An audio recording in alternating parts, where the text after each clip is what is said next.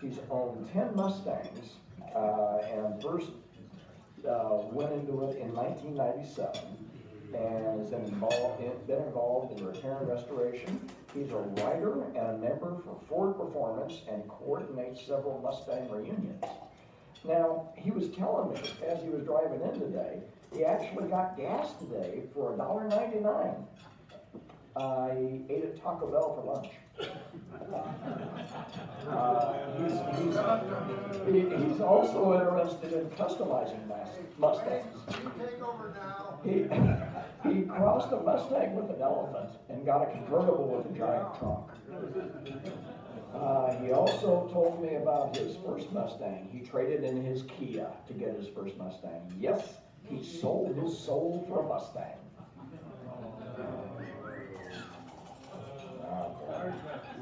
May bring you up early. As he walked in, he was telling me his wife had an accident with his Mustang today. I asked if she was doing okay, and he said there was a couple of dents and some paint touch-up, but the car would be okay.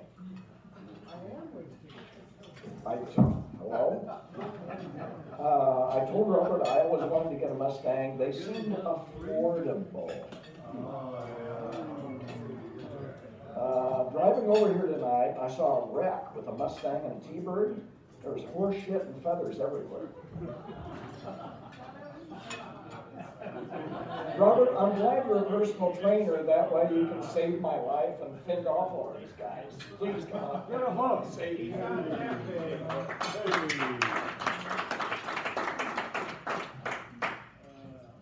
Thank you very much. I'm not even going to try and follow that. I do appreciate everybody having me. I am here to talk about my book, Unbridled, The Passion, Performance, and Politics Behind America's Favorite Pony Car. But first, I'd tell you a little bit more about myself and my family. That is my wife, Kristen, and our sons, Parker and Caleb. They're 7 and 9 years old. That photo's from about a year ago. That is actually one of my Mustangs that I own. That is one of the rarest Mustangs ever built, actually. A lot of people believe that they never built a Mustang II convertible, but they actually built 24 of them. And that is one of those original 24. It is one of 7 to still be known to exist. And of those 7, it is the lowest mileage at 8,000 miles since brand new. What year? Hey, your wife 1977. Yeah, she let me buy it. She can do anything she wants to it. It looks like you're a gas hose. Yeah, he tried to drive it. But we do run a personal training and corporate wellness company called Kennedy Fitness since 2007 here in the Omaha Metro. Before that, I was a Porsche tech down in Dallas. That is part of how I got into writing for Ford Performance. They kind of liked it. I used to work for Porsche. That kind of carries a little bit of clout with it, and to then go and say the Mustang is fantastic. It means something. My wife was the national powerlifting champion in the women's division back in 2011. I typically just try to keep up with her. I did some bodybuilding, natural bodybuilding back in the day, about the same time. But have been pretty much focused on the book these last 3 years. When COVID shut down our gym, I don't sit idly very well, so I was trying to figure out what to do to fill my time until everything opened back up and the world stopped ending. So I made a little YouTube documentary called Adapt or Die, the Mustang II story, because I always thought that those cars got a little bit of a short straw. They're not really well represented. So I made this documentary, put it on YouTube. The darn thing went viral, and a couple weeks later I got a phone call from a Michigan area code. And I do have a lot of extended family, aunts and uncles up there, so I thought one of them was calling. So I answered, and the voice on the other side of the line says, "Is this the Robert Kennedy that made Adapt or Die, the Mustang II story?" I said, "Yeah." He says, "This is John Clore from Ford Performance. And I almost soiled myself. I thought he was calling to say, you used copyrighted material, take it down or we're gonna sue you. But he said, that was fantastic. You ever consider writing a book? So about 3 weeks later, we were up in Dearborn, went to the Henry Ford, Greenfield Village and all this, met up with John, with Mike Ray, he's a major club president up there. And they talked me into writing for the Ford Performance website. I've done 7 articles so far and writing a book. John initially presented it to me as, because I was resistant. I said, you know, I run my own business, I've got 2 young kids, I don't really have time to be writing an entire book. But he says, I'll write it with you. Okay, just, we'll go in on it together, we'll get it done. I said, okay, fine. So I came back here, I kind of laid out the formatting for the book, and I said, okay, John, which chapter do you want to write? He says, I tell you what, I'll write the foreword, and you can write the rest of the book. So that was 3 years ago, and I finally got it done. It comes out first week in July. It's on pre-sale right now at unbridledmustangbook.com.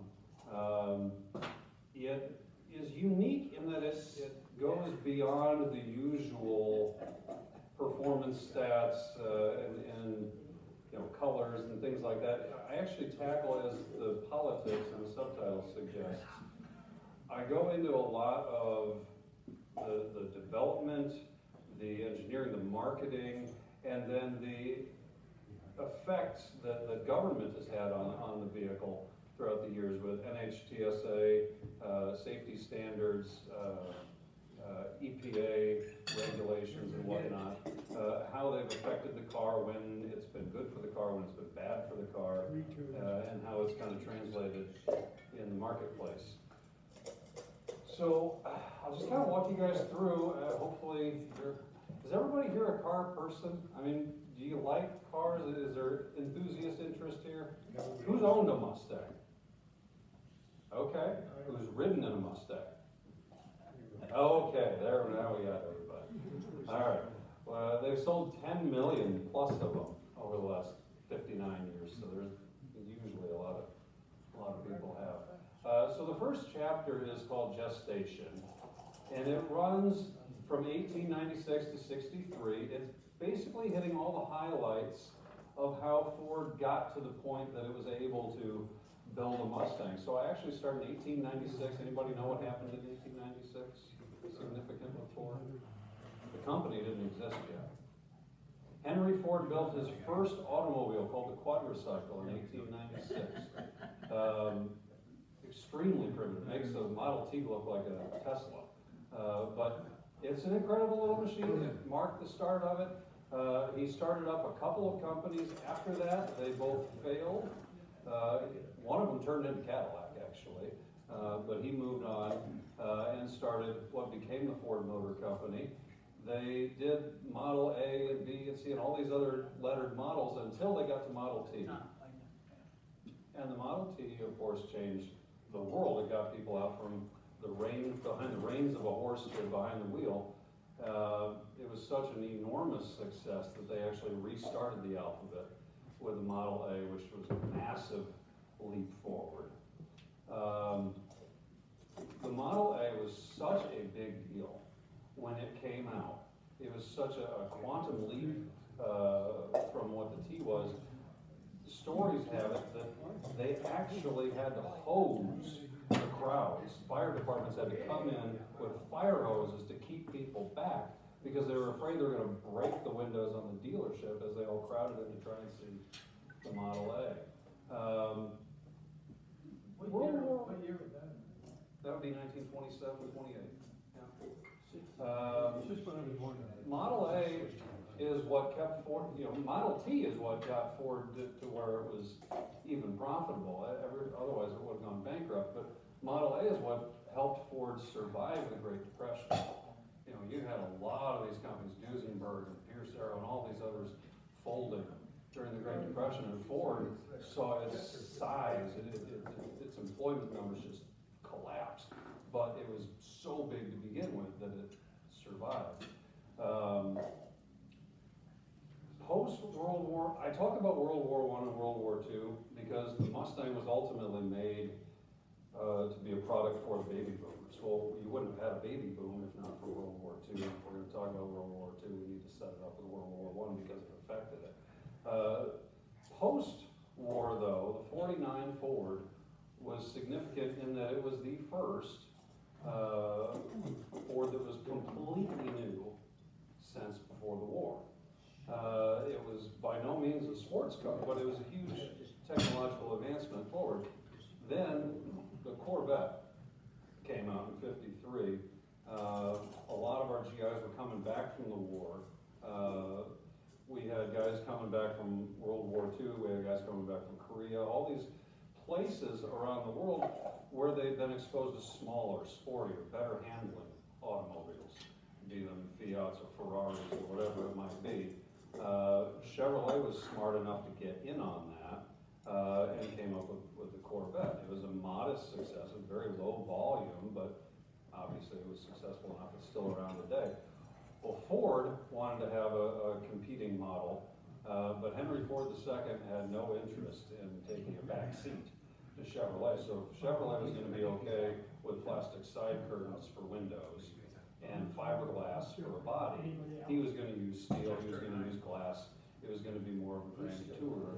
So the Thunderbird came out with a wide block V8. It was a pretty neat car for the time, but within 10 years, technology had progressed a lot, and the Thunderbird had actually gotten big enough that by '64, the darn thing had 4 doors.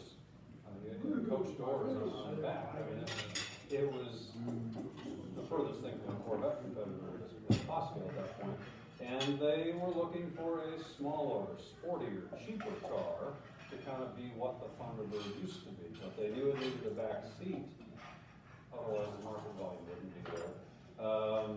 Completely unrelated to that, the Mustang 1 prototype. Does anybody know what I'm talking about when I talk about 1961 Mustang, or 1962 Mustang 1? It has nothing to do with the production car other than the logo and the name. It's a 2-seat, mid-engine, V4 engine. Little roadster, little topless roadster.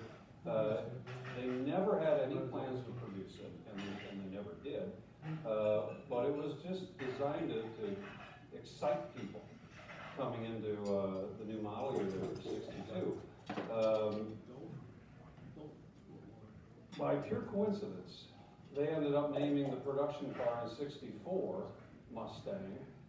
Gail Haldeman was the gentleman that sketched the profile of the car.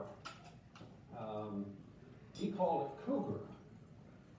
It would have been the Ford Cougar, but they did some consumer reaction polling and all this, and they ended up deciding on Mustang instead. So when they decided on that, they thought, well, let's take a pre-production model and we'll actually blend the styling of this production Mustang with the concept car from 2 years ago that didn't have anything to do with it. That way they can kind of create the illusion of a connection. So they came out with a 1963 Mustang 2 concept car, which was kind of neat. I'll have pictures of it in the book. But by production, the car launched in April 1964. Now, 1964, you were seeing all sorts of really neat, iconic cars come out. The Pontiac GTO was coming out, Porsche 911 was coming out, and Ford Mustang. Plymouth got wind that Ford was doing this 2+2 sporty car based off of an affordable car, in the Mustang's case, the Falcon. And so Plymouth rushed to transform their little, anybody able to help me on this? I'm having a brain fart. Valiant, right? Yeah. And they gave a little fastback roof line, small block V8, called it a Barracuda.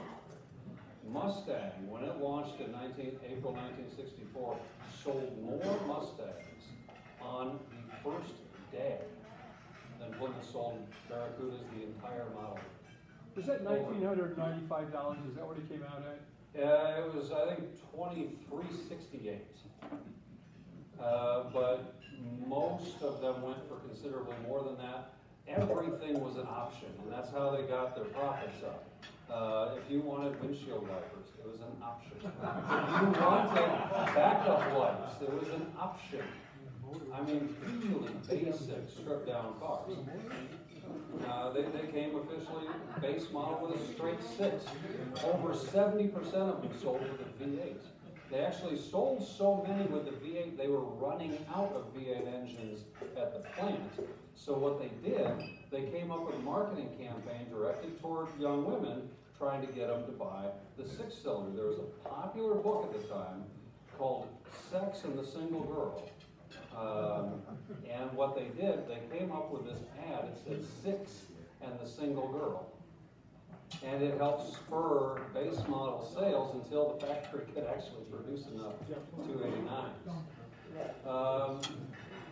They sold 1 million Mustangs in less than 2 years. Porsche, I said, brought the 911 out at almost the exact same time. It took them 40 years to sell it.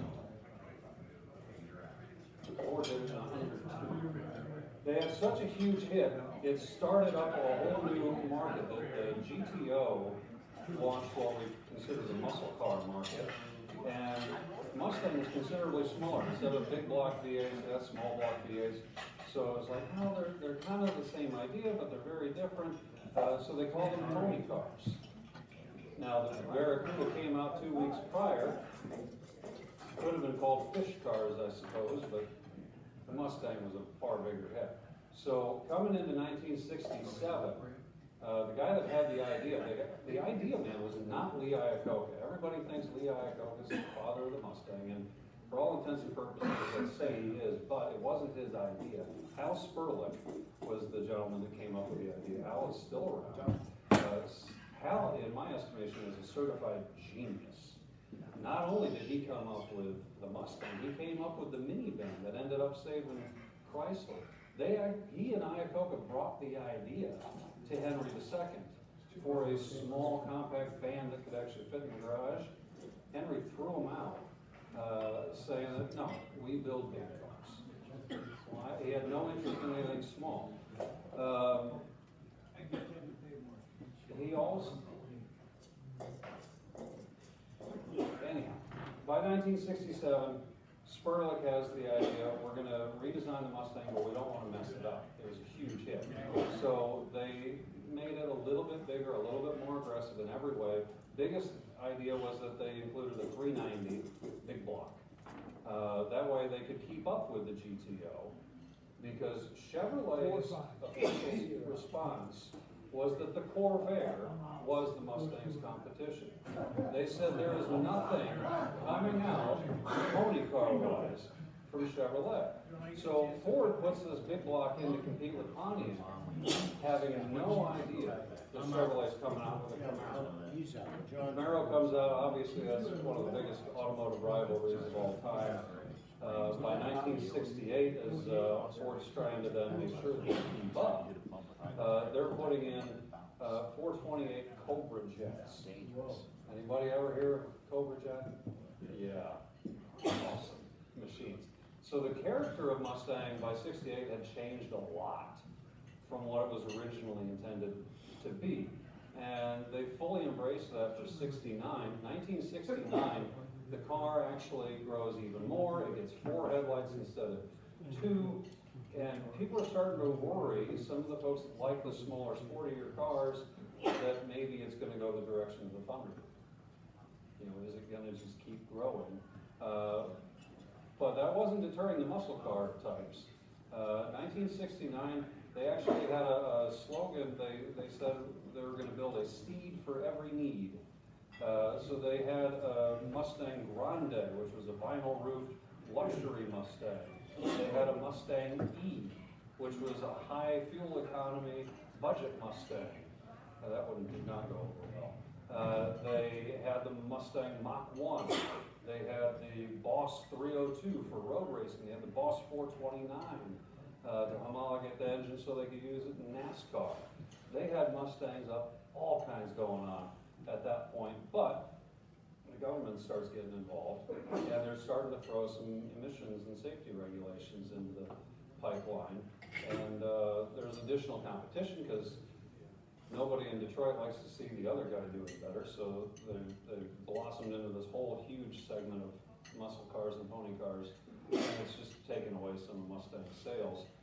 By 71, the car looked very, very different, very big, big horse. You guys are familiar with the flat-back Mustangs? They have a real long hood and all that.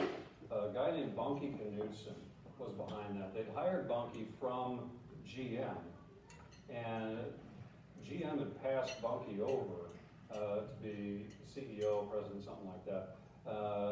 So he had kind of a chip on his shoulder. He wanted to put GM, underground. I mean, he just wanted to annihilate them. That is how we got the Boss Mustangs, and that's how we got the 71s. He signed off on those. They were made so big so they could all handle a 429 Cobra jet engine. But, like I said, the emissions standards are now coming into play. And the government said you can't do leaded fuel anymore. We got to lower compression measures. We got to get better fuel mileage. So by 1972, they stripped those big blocks out. The biggest motor you can get now is a 351, had to run on unleaded at lower compression ratios. The Boss Mustangs were over with. The car started kind of slowing down. Nothing to take away from them, just that's how it had to adapt to the environment.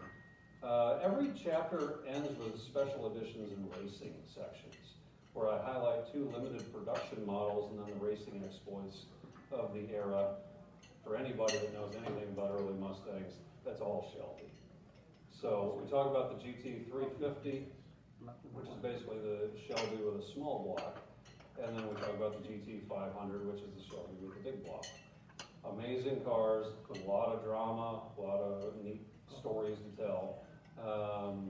And then Win on Sunday, Sell on Monday, Steel Horse Racing. Looks at everything from Trans Am to NHRA. How the Mustang actually did in competition, including overseas. Its first race actually was not in the U.S. at all. And then the retrospectively section, everything else is written in the moment. So then it kind of takes a moment at the end to look back from today's perspective, how are the various cars remembered from today's perspective. Second generation, 3rd chapter of the book, is the right car at the right time, Mustang 2. And now this was a product of the concern that Mustang was growing, circa 1968, 69. Stockholder came into a meeting and raised her hand. Her name was Anna Miccioli, and she, in front of an entire room full of people, laid into Lee Iacocca, laid into Henry Ford II, accused them of ruining the Mustang, saying that it was beginning to look like a Chevrolet. And in a few years, she was going to want to buy a new one. She had a 65, and she wanted one that looked like a Mustang. She didn't want one that looked like a Chevrolet. And that was actually what spurred Iacocca to start pushing the designers, we're going to shrink it. And it was an easy argument to make for him because as the car had grown, the sales had shrunk. And by the 1972-73, the car was bigger and it was slower because it was heavy and the other engines were weaker. So they come out with a Mustang 2 in the fall of 73. Anybody remember politically what happened in the fall of 73 that was absolutely awful? Yeah, the oil embargo. Okay. Some of the folks in the Middle East were not too happy with Nixon for providing some weapons to Israel, so they decided to shut off our oil spigots. So Mustang 2 had already been in production for the last few years. Iacocca had no possible way of knowing that this was going to happen. But it comes out, and about 3 weeks later, the oil embargo kicks in. Suddenly, the little 4-cylinder engine that all the enthusiasts that love their Boss Mustangs and all this were saying was blasphemy, it was like crickets. Nobody was criticizing. Everybody's running out, buying their little economical Mustang 2. They sold 368,000. And if I'm video recording this, if any of this is different in the book than what I'm saying now, it's because I'm misspeaking. It's an hour-long talk. I wrote it down so I wouldn't have to remember it exactly. But yeah, it's Mustang's best-selling model year since 1967. Mustang 2 was such an enormous success. In 1974, it made up almost 5% of the entire domestic car market. Huge hit, huge hit. But they did get criticism that it was short on power. They did not have a V8 in America. There was a V8 in Mexico. In fact, they only came with a V8 in Mexico. That was part of a trade agreement that a certain percentage of the parts had to be manufactured locally south of the border for them. So that's talked about in the book too. 75, they bring back the V8 in America. It's short on horsepower because they're still having to comply with emissions and fuel economy, but it's got gobs of torque compared to what it had with the Ford and the V6. 76, they start bringing in some option packages. We get the Stallion package with basically graphics, and then the Cobra 2. Anybody watch Charlie's Angels back in the day? Yeah, Farrah Fawcett. She had the white Mustang with the blue racing stripes over there. That was a Cobra 2. They sold 25,000 of those when Ford had only been expecting 5,000 sales. It was supposed to be a halo car to get you, like the Shelbys have been in the first generation, just to get people in the door, and then they would buy cheaper models. But it was such a big hit because of the TV show that the little company they had called Motortown couldn't keep up with the orders, so Ford took all that production in-house for 77.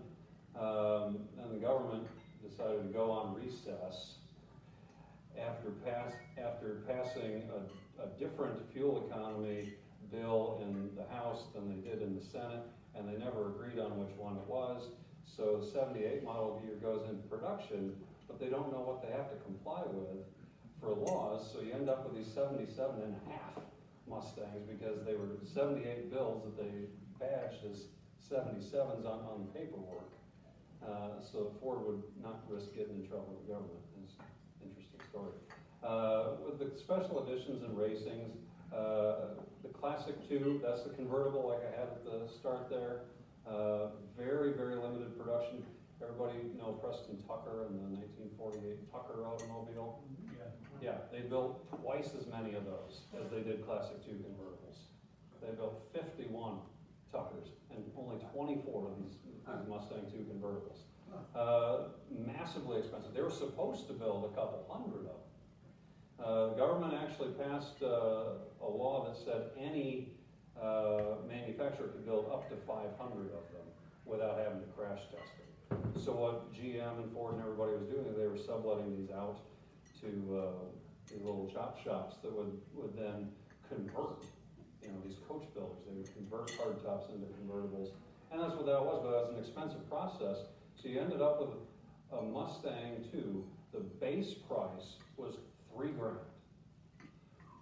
But the conversion to be a convertible is $4,500. So you more than doubled the base price, and they weren't doing it on base models. They wanted highly optioned V8, air conditioning, all this. So you ended up with most of these retailing for between $9,500 and $11,500, when you could buy a brand new Porsche 911 for $14,000, or a Mustang for $3,000. So they just priced them way beyond what a Mustang owner could afford, and the folks that could afford it, frankly, expected a better car. So they cut off the production early with just 24 units done. Monroe Handler, they built one for Hot Rod Magazine to show off what Monroe Handler's shocks could do, the Monroe Handler shocks on the Mustang 2. Jack Roush built a 400 horsepower V8 for it. It was an incredible deal. Everybody reading Hot Rod loved it, so they ended up building 6 more fiberglass replicas. So you ended up with 7, but then we had a senator who thought that was awesome and wanted one of his own. So he goes and orders a Cobra 2 from Ford, gets it shipped to the shop that did all the work, and you end up with this 8th Monroe Handler. It's an interesting story. It's one of Mustang's bigger B-side hits. Where are they now? The handlers, I actually, who even asked that? I don't know where to look. Okay, I actually have a list of all the names of all the guys that own them. One of them got wrecked. It was taken over to Belgium and stored in a cellar for years and years and years. Then they got it out. They moved to England, and when they went over there, it got wrecked in a traffic accident. The others are all around. The steel prototype with the 400 horse Jack Roush motor in it has officially been missing. There are rumors about where it is. I think it's in the Chicago area. But they're neat cars anyhow. Jimmy Hoffa was buried in it. So Mustang 2 only went for 5 years. Its follow-up ends up going for 15 years, and there's an interesting story behind that. Mustang 2's biggest pro for it was its economy in '74. That's why everybody bought it. But it was ultimately designed to mimic the look, the shape of the original 64, 65, 66 Mustang, not to be aerodynamically efficient. It was several hundred pounds lighter than the big horse Mustangs that preceded it because it was so much smaller, but for a small car, it was still kind of heavy. It was built like a big car, just at a small car scale. In 1975, in the Mustang 2's second year, the government passed CAFE standards. Anybody know CAFE? Yeah. Corporate Average Fuel Economy.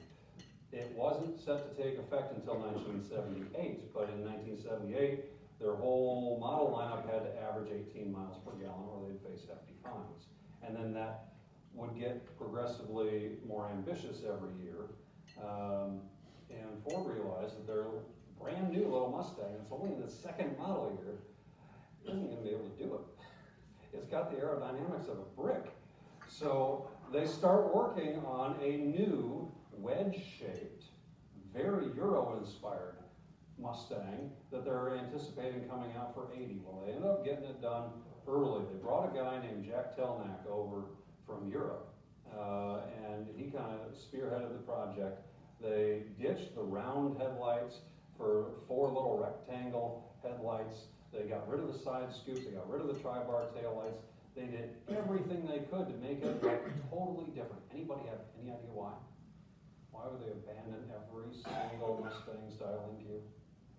Because Henry Ford II at that point hated Lee Iacocca.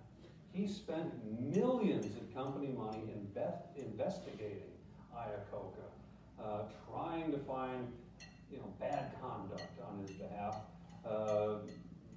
Ultimately fired Iacocca, and Henry II signed off on the Fox, as the platform was named, being styled the way that it was because it intentionally avoided every single iconic piece that had to do with Iacocca's memory. But it was very slick, very aerodynamic, very low drag coefficient for the day. It was a fresh start. That came out in 1979. They paced the Indianapolis 500 that year as they'd done in 1964. The 1980-81 though, emissions again got more strict, and it got even worse. They could not get the 5-liter, the 302 cubic inch motor, to meet CAFE standards with the fuel economy demands, so they shrunk it from 302 to 255 cubic inches, so the 5-liter became a 4.2, and you had a V8 Mustang making 115 horsepower. They make more than that per liter now in turbocharged 4 cylinders in the EcoBoost. It was the absolute rock bottom for Mustang performance.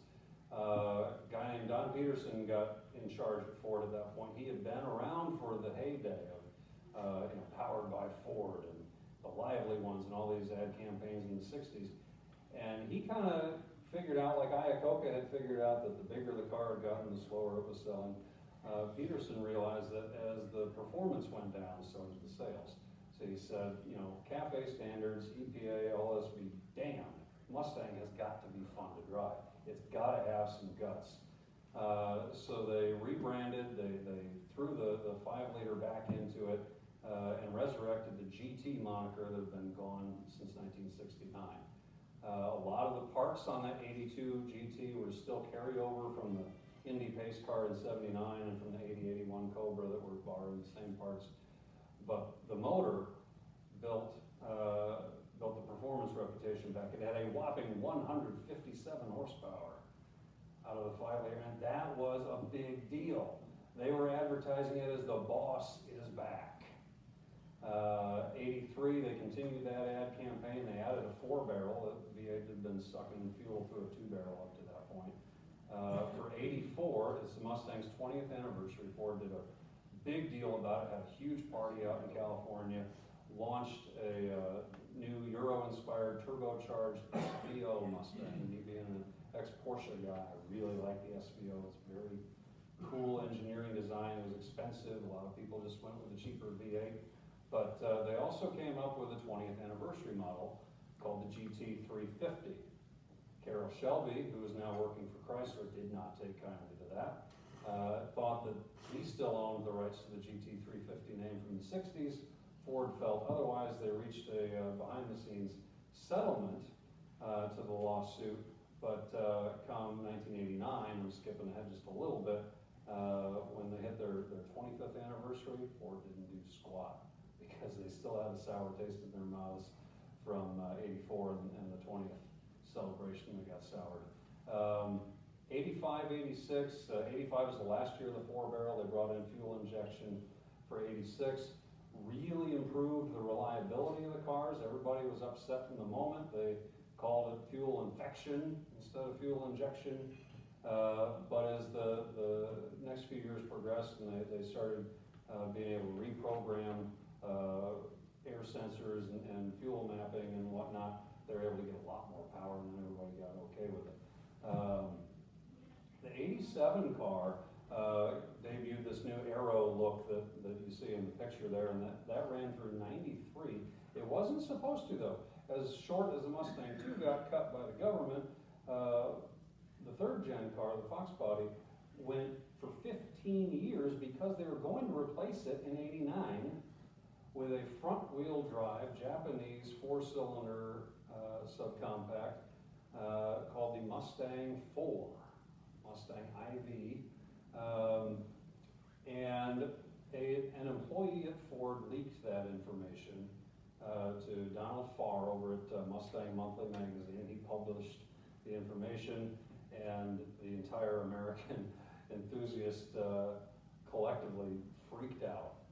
Everybody sent in a massive letter writing campaign to Ford saying, "How dare you? Mazdas are great, but don't put a Mustang horse on a Mazda." So Ford, and by the way, the guy that did the leak has always been pretty quiet because that was a big deal. That was a big offense to Ford. He's now advanced a bit in years. He's had some health complications and things. He's thinking about his legacy, and he's going, you know what? I'm the guy. I saved the Mustang. So he has talked to me. We've gotten to know each other pretty well over the last 3 years. And for the first time ever, I'm naming who that is in the book. And when somebody says something like that, because everybody knows the story of how the probe was supposed to be the Mustang, but nobody knows who it is. And so for somebody to say, oh yeah, that was me, it's kind of like saying, well, I'm Santa Claus, or I'm Jesus, or somebody like that. Are you sure? That's a big claim. So I called Donald Farr, the guy that had been leaked to. And I ran all this by Donald, and I said, does that sound right to you? And he says, and he told you could publish this? I said, yeah. He said, yeah, that's how I remember it. So he's getting named. That's kind of breaking news in the book. So they didn't have a car to replace the Mustang with a new Mustang, so they had to carry it an extra 5 years while they developed the 4th gen car. Special editions in racing, I go in with the McLaren M81. Anybody know McLaren from like F1 and all this? Yeah, really neat stuff. McLaren actually helped to build a Mustang in 1981. Kind of a neat car. Again, a product of its time, 4-cylinder turbo. My Town and Country minivan, thank you faster now than that was. But at the time, it was quick. It was a lot quicker than the standard ones. 93 Cobra then works as a very interesting bookend to the M81 in that everything is sorted out. Now they're making 235 horsepower, which is more than double what they had been. So it was a big improvement. Fierce and Fox, the Blue Ovals returned to racing. They'd actually pulled out of racing during the second gen era. It had nothing to do with the quality of the car or anything like that. But again, they were just trying to keep up with the flood of government regulations with safety and emissions and things, so they couldn't spare the expense on racing. So they got back into it in the 80s, trying to really reaffirm the sporting intentions of the Mustang. A lot of really neat stories over that period. Fourth gen car comes out. This is again heavily influenced by another Muccioli. Anna Muccioli, the stockholder who complained about the second gen, or about the first gen car that created the second then. Her son Ron actually worked with a guy named John Coletti that ended up figuring out a way to repurpose, because they were going to kill Mustang at one point here, and Ford didn't think it was still a viable nameplate. So when Coletti and Muccioli talked him into it, they said, yes, you can, but here's this embarrassingly small amount of money to do it. So they had to actually use the old Fox platform and the old engines to still power the new car. So it was really just, what kind of new skin are we putting on it?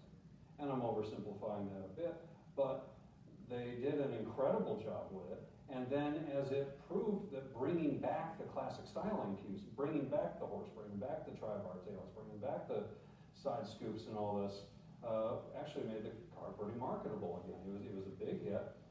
Motor Trend Car of the Year, which they hadn't seen since 1974. It was only the second time Mustang had been Car of the Year.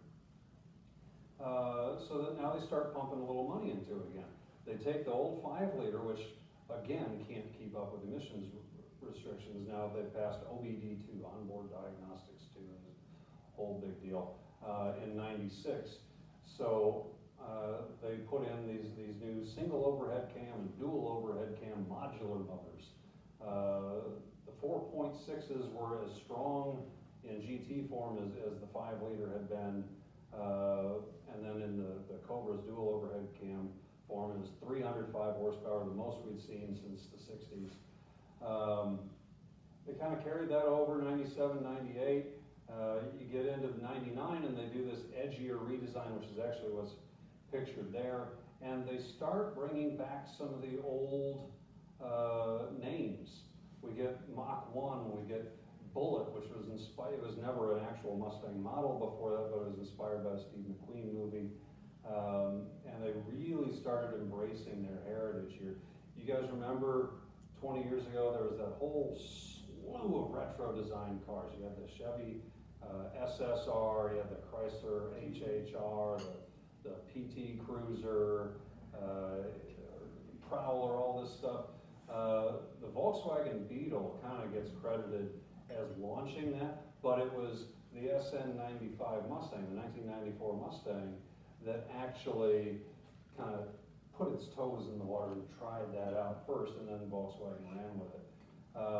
Special editions in racing, following up the 93 Cobra R from the previous chapter with the 95 and 2000 Rs. Kind of an interesting story. There were no regular production Cobra models in 2000 because the 99s had come out. It was a huge deal. They finally got an independent rear suspension, which was something that was prototyped in '65. And then Ford thought, we don't need to spend the money. And so they just kept putting these big live axles in them, these big stick axles. Good for drag racing, but terrible for ride quality and handling. So the 99 Cobra comes out, they put an independent rear suspension in it. It's this great big deal. It added more power, except that it didn't actually make more power, that it made less than what they were advertising. So they get this class action lawsuit filed against them for false advertising, this, that, and the other. They pull the model, they recall them all. They did the right thing. They fixed all the motors, and they got them making the right power again. But it it wasn't ready for the 2000 model year. So Coletti has this idea, well, let's shut them all up. There's no replacement for displacement.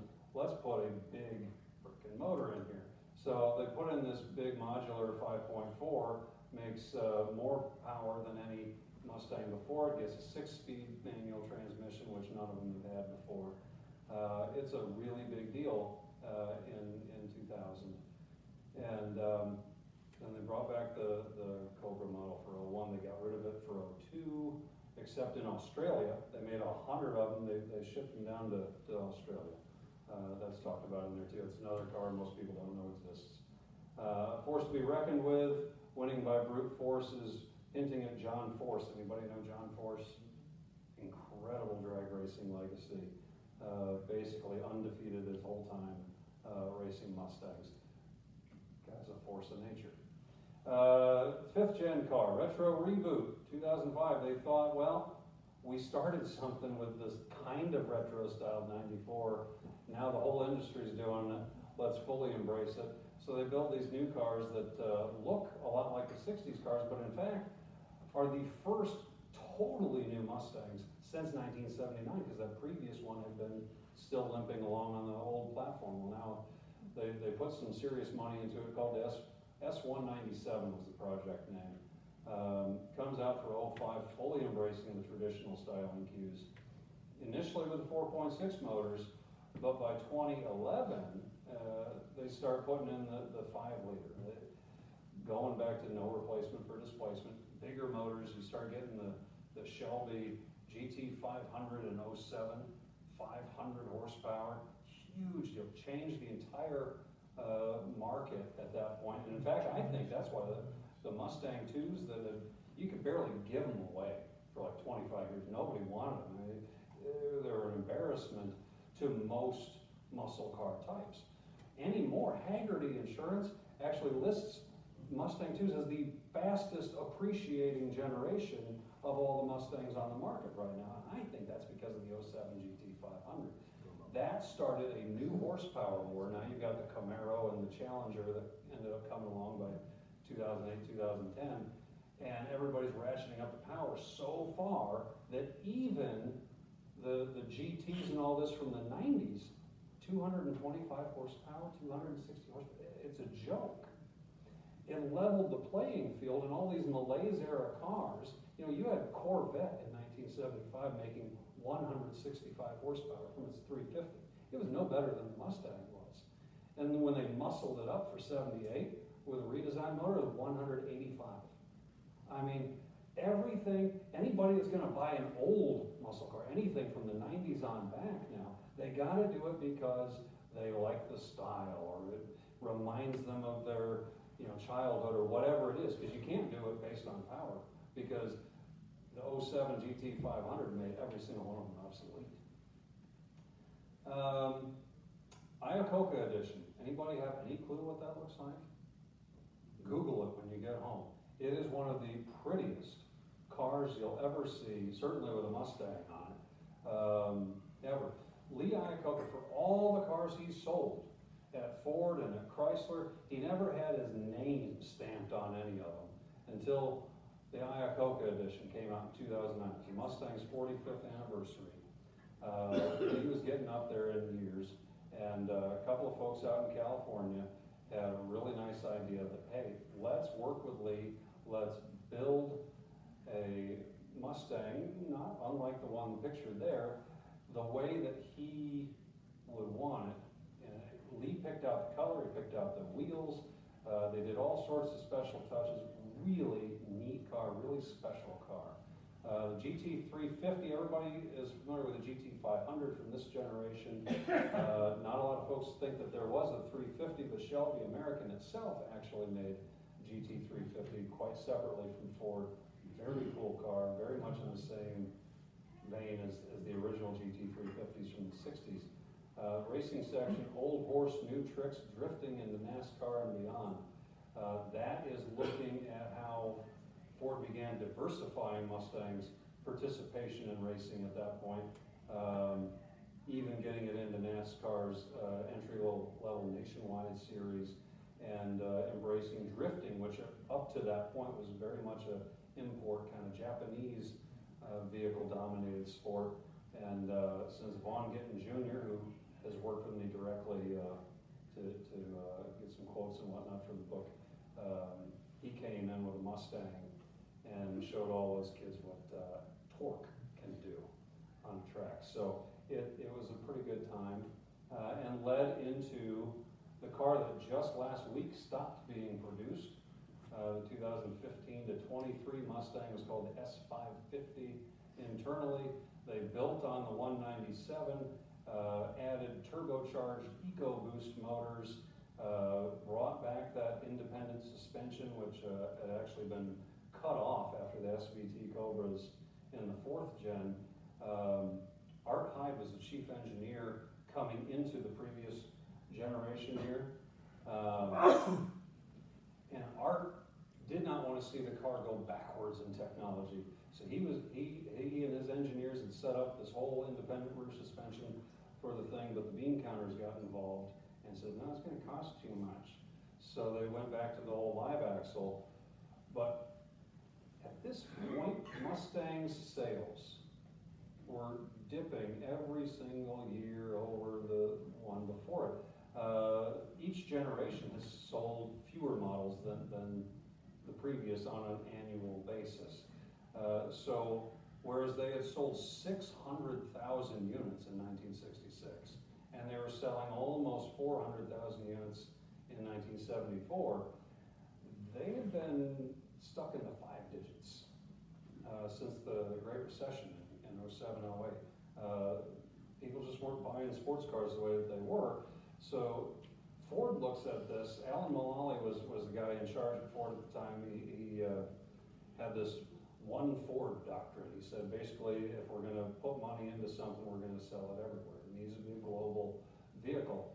So they said, well, if we're going to sell Mustang in Europe, like the Europeans sell their cars over here, we need to up the quality of the interior. We need to improve the ride, the handling, fuel economy, because it's expensive as gas is over here, it's worse over there.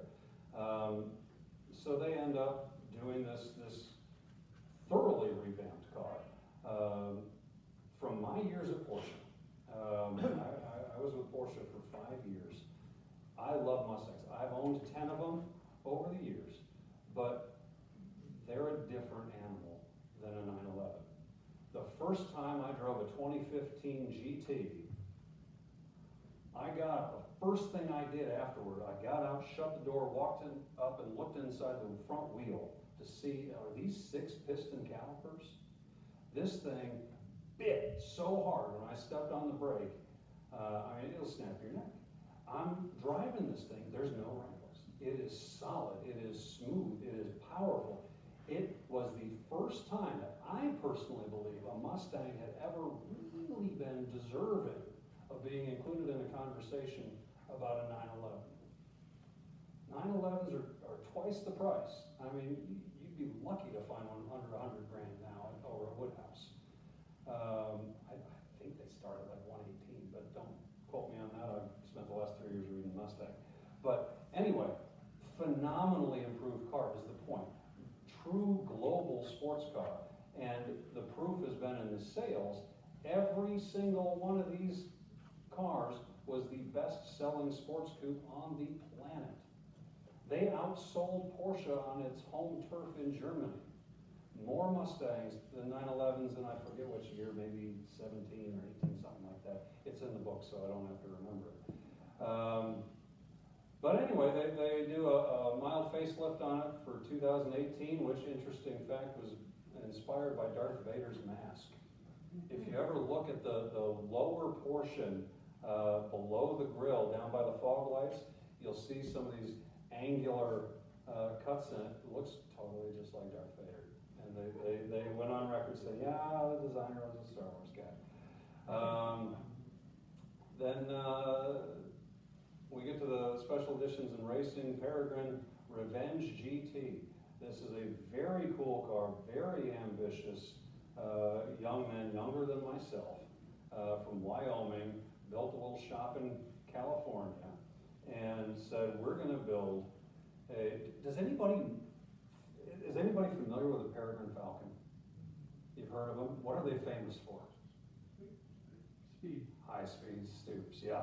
Over 240 miles an hour they've been clocked at, going down to, dive bombing a smaller bird. So when they named Peregrine, the name of their company, their goal was to make sure that every car they build can exceed 200 miles an hour. That's the plan. So these young guys from Wyoming, in late 2019, put together 4 prototypes, 4 initial Peregrine Revenge GTs based on a Mustang GT, but they're putting these twin screw Whipple superchargers on them. They're cranking out 1,200 horsepower. Absolute crazy town. They're widening out the body, carbon fiber body, 3 inches wider at the front, 6 inches wider at the back. The tires on these things are huge. Just to try and get traction, they have to redesign all the aero on the car to keep it from taking off and flying down the road. These things were serious, okay? We're talking $200,000 Mustangs. Their plan was to build 50 of the things, okay? They were gonna export, I think 10 of them, but I said it was fall of 2019. Spring 2020 hits, and these poor kids, man, their business model is shot. The world ended. So they only built 10 of them instead of the 50. But these things are incredible. And what these guys did, they started manufacturing carbon fiber panels for BMWs and for Lamborghinis and other things. Other high-end European sports cars to pay the bills in the meantime. And then they've gone back and they're redoing what they were doing with the Mustang with the 911. The Peregrine Revenge GT1. Really neat. I mean, these guys are hitting both the cars that I love at this point. So, and they've been really cool working with me on the book. Alex, I appreciate you helping me out. That really neat, totally deserving of the spotlight. Steeda Special Service Vehicles, also really cool. Bob Adams, he runs Steeda down there in Florida, and he was very helpful with me as well. During those Fox Body years, police started using them. They called them SSPs, Special Service Program, in Ford Talk. Very popular, cult-like following.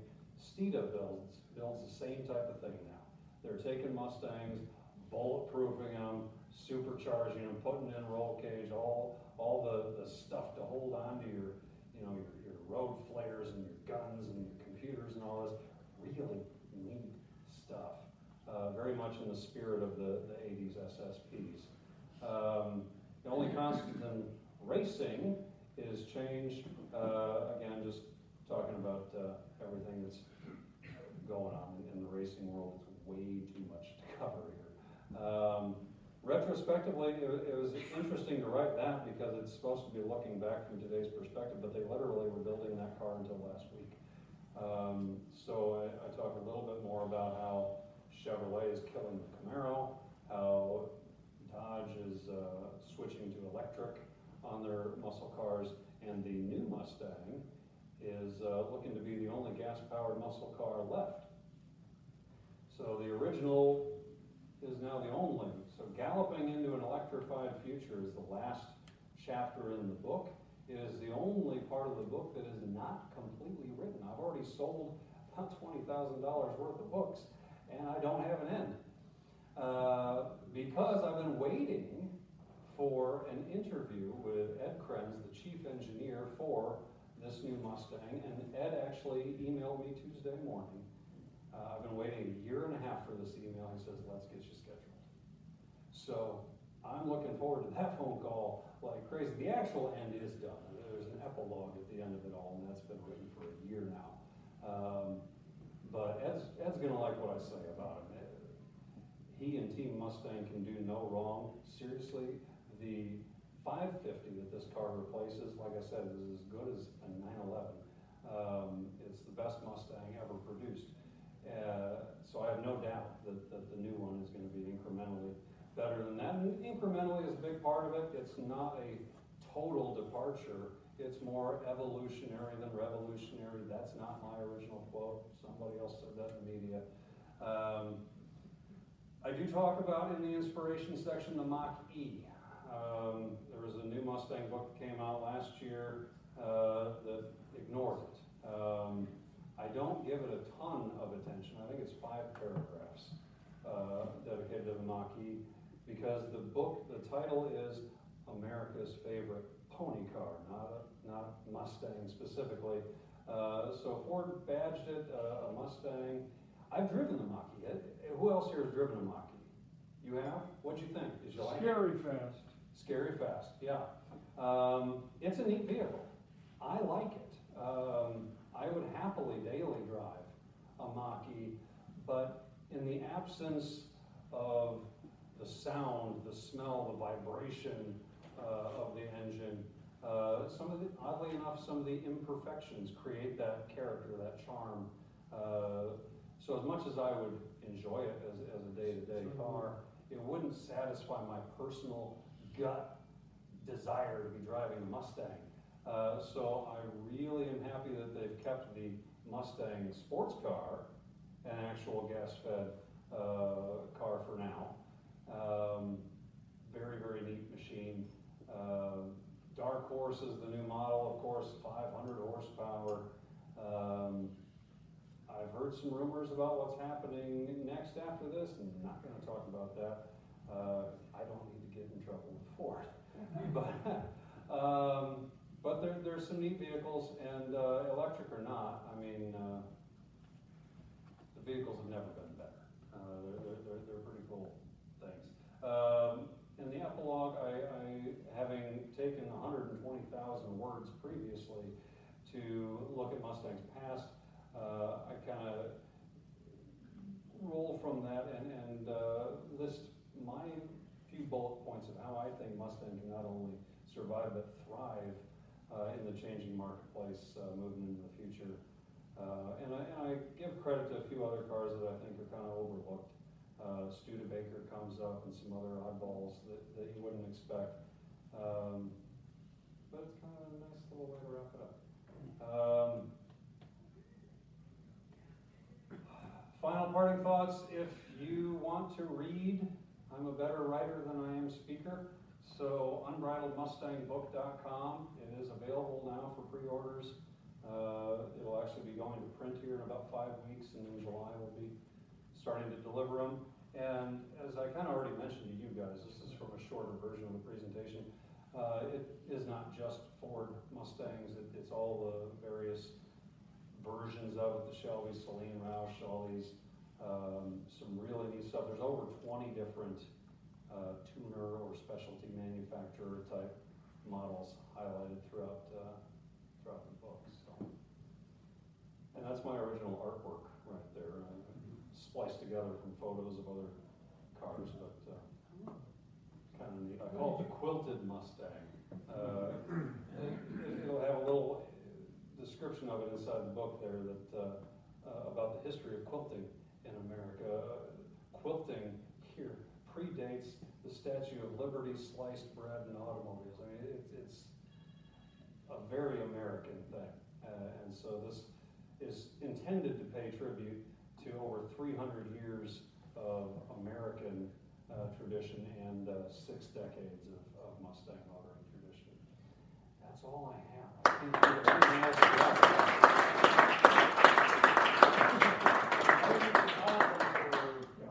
half an hour, A 40 while. minutes or something.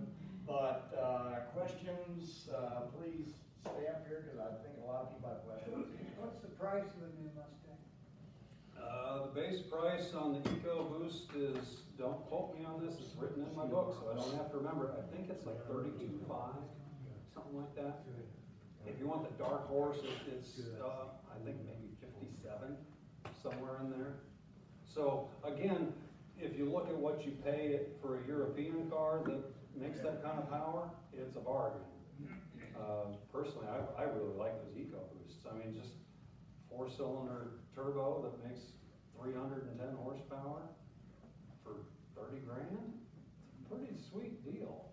The You new know? GT convertible is about, well loaded, is about 50, because I was looking at it Yeah. today. Yeah.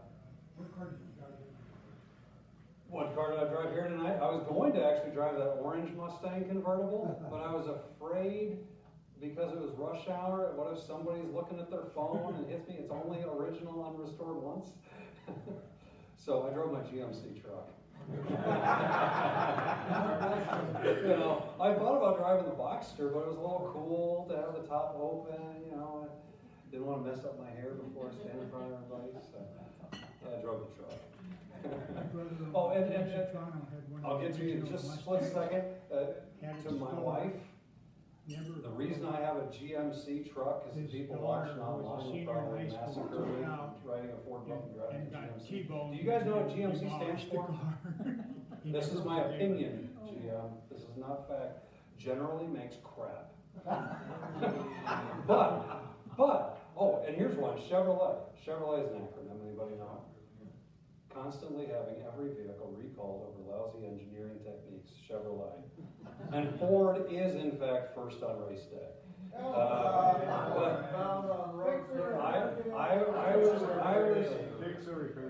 I was told by my wife I could buy that orange convertible if she got to pick the truck.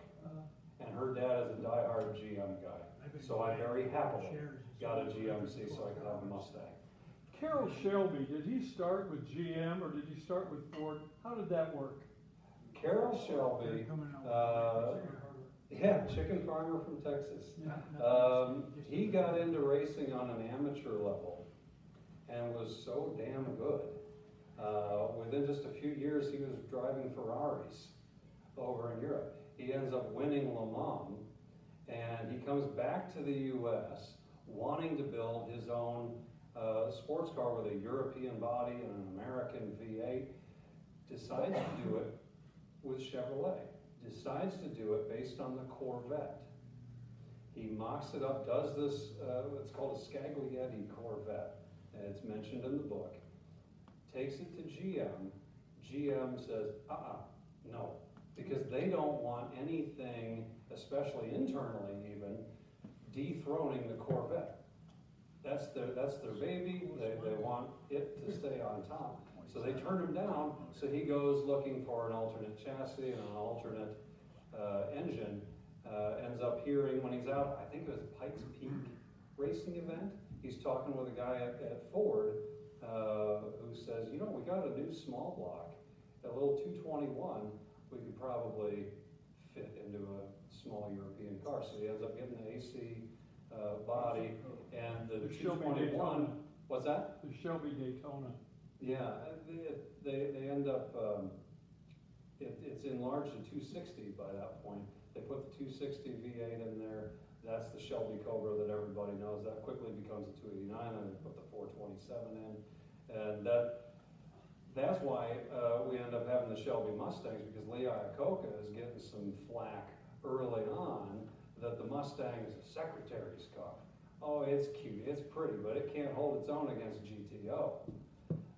So he ends up going to Carroll saying, hey, make the Mustang a sports car. And I've got a wonderful quote in the book from Shelby, if I can think of it on the spot. He says, when Lee Iacocca first approached me and says, Shelby, I want you to make a sports car out of a Mustang, he says, I don't want to do it. You can't make a racehorse out of a mule.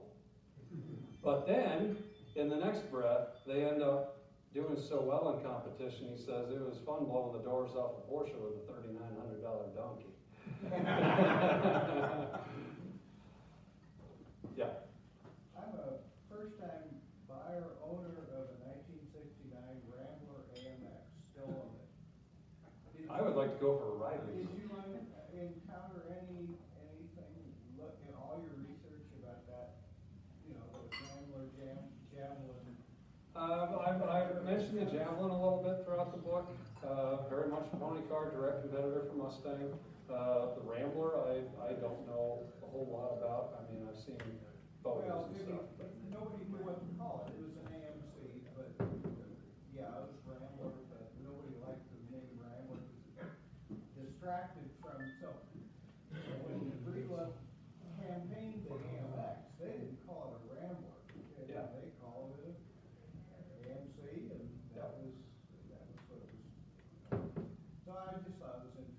Yeah, no, they're cool cars.